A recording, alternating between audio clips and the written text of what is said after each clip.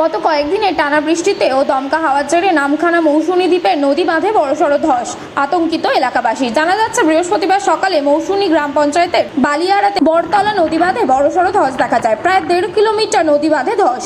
যদিও প্রশাসনের পক্ষ থেকে তড়িঘড়ি মেরামতের কাজ শুরু করা হয়নি, তা সত্ত্বেও আতঙ্ক কাটছে না গ্রামবাসীদের, কারণ সামনেই রয়েছে আমাবস্যার কোটাল। এ বিষয়ে নামখানা পঞ্চায়েত সমিতির সদস্য বিশ্বজিৎ নাইয়া বলেন, আপাতকালীন তৎপরতায় কাজ করা হচ্ছে।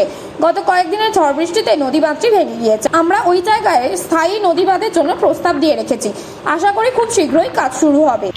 12 থেকে টোটাল দক্ষিণ দিকের একটা বড় অংশ নদী বাঁধের কিছু অংশ চলে গেছে, কিন্তু আমাদের কাজটা কন্টিনিউয়াস চলছে। এটা আপনারাও গিয়ে দেখেছেন যে আমাদের কাজটা চলছে, এবং ইমার্জেন্সি পিরিয়ডে আমাদের এসও এবং এসডিও ইরিগেশন তারা কিন্তু যুদ্ধকালীন তৎপরতায় এসে পৌঁছেছে।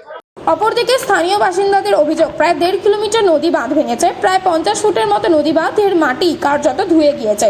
পাশাপাশি তাদের দাবি, ওই এলাকায় পাকাপোক্ত স্থায়ী কংক্রিটের নদী বাঁধ নির্মাণ করতে হবে।